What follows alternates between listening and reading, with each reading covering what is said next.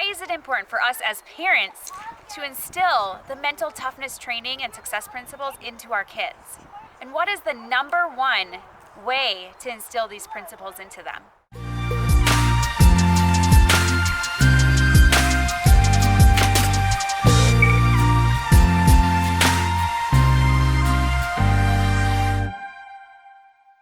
Hey winner, I'm Gabe Cox of Red Hot Mindset, and I'm glad you're here.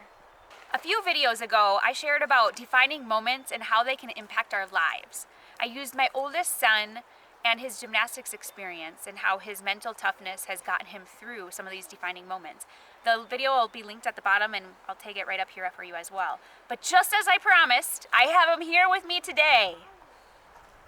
Hey! There he is. You gonna say hi? Why, hello there. As you can see, we're not in my normal filming spot. We are actually on family vacation out in Lake Tahoe, California. And so we wanted to do some on location and bring the wilderness into our videos. So this is Ethan, and we're actually doing a collaboration today. I'm really excited to have my son on here. He has his own YouTube channel, and we'll link that below. It's called Ethan Cox Gymnastics. You better go subscribe. And he's a level 8 elite gymnast. And he has learned a lot about mental toughness, so I wanted to bring him on and actually have him share a little bit with you about where he learned his mental toughness from and some tips for you. I want you to share with us a little bit about the mental side of gymnastics itself. Well, about half of it at least is mental, because maybe you can do the tricks, but you don't think you can, and just say, oh, I'm not gonna make this or whatever, but when you think you're gonna, you actually do it better than you would have if you thought you were gonna do it bad. In a gymnastics competition, you only get one chance, so if you mess up, you just gotta move on. Tell us an example of a time that you did mess up or, had to shake it off, and how did you do that? Okay, so to qualify for nationals, you have a regional competition. So at regionals, which you need to qualify for nationals, so there was a certain goal I had to hit to make it. So when I was on the high bar, I fell on my easiest skill of all my routines, but then I went to my next two events, and they were my best events of the whole year. Yeah, and it's pretty cool because you had to have the scores that you got, you had to have in order to qualify for nationals. Mm-hmm. So after high bar, in regionals, what was going through your head? What were you mentally thinking? Well, I just had to put it aside and pretend that it never happened, even though in my head, sometimes when I fall, I'm like, well, since I fell, I have to do even better than I had to do before. Or sometimes I just have to put it aside and things like that. So that just helped me to get over it, and I went to the next event and did really well. So how would you describe your mindset? Well, positive, things when even if they go wrong, you just shake it off and you feel good about yourself. Encouraging to when other people are feeling down, or when they think they can't, making them, so then I make them think they can. And just perseverant, I don't really give up that easily or really at all that much. Instead of maybe I start thinking about something bad, but then I try to change it to something good. So let's just say, well, this skill is taking me a while to learn, then I try to change it to be, maybe because it's taking a while, it's going to be perfect when I do learn it, or something like that. So what is something that you think has separated you from some other gymnasts? Well, my mindset, I've put almost as much time into my mindset and my attitude as I train, so I feel that has helped me a lot, because a lot of gymnasts train a lot more than I do, so having that mindset helps me a lot.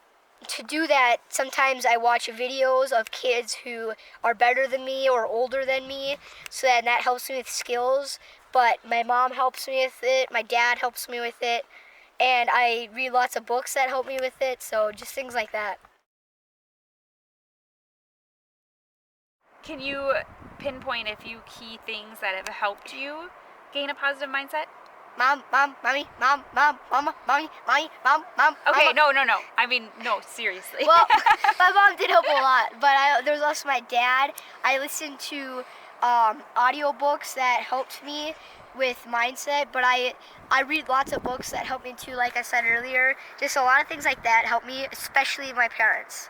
So what are some things that you actually did with your gymnastics to help with the positive mindset or to help with it? Well, we made affirmation cards, so I read those off a couple times a day, and those helped.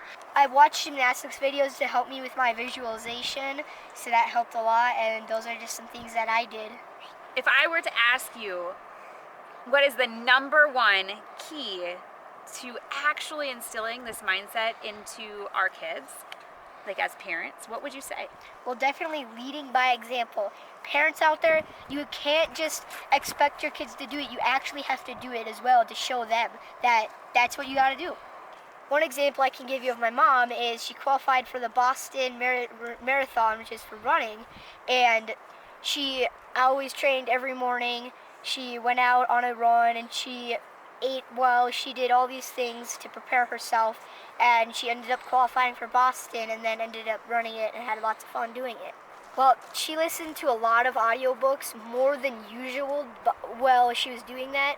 But she listened to a lot more when she was preparing for that, so that helped her with her mindset as well. How did that inspire you? Well, for me, I have a big goal as well, so just her pursuing her goal and her completing her goal helps me, because my goal, if she could complete her goal, I can complete my goal, and she just showed me by doing that the big goals are possible. So today, one of the reasons that I have Ethan here with me is we really wanted to talk about the 3 different principles parents can use to help their children dream again and inspire their children's dreams. And number 1 is to be willing to work on yourself. So as a parent, the biggest thing is we have eyes watching us all the time. And if we're not willing to work on ourselves, we can't force our kids to work on themselves.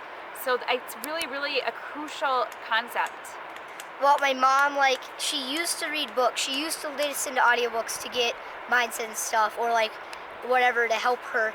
But now she has done a lot more of it. She reads a lot more. She gets up really early. She reads, she runs, and then she is productive throughout the whole day. And then, yeah, so it's pretty cool how she is always getting better at things that she does.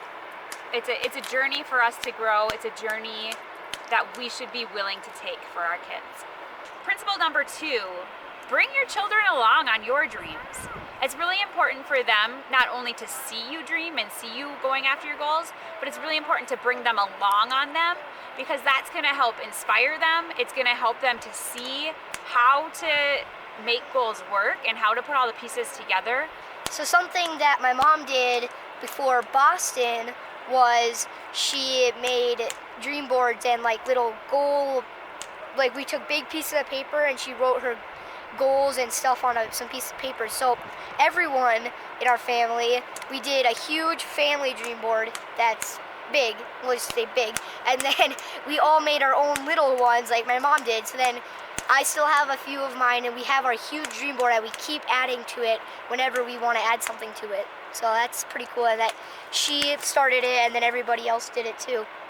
So principle number 3 is being their best example. I think this is one of the most important parts and the most important things that we need to do to teach our kids mental toughness.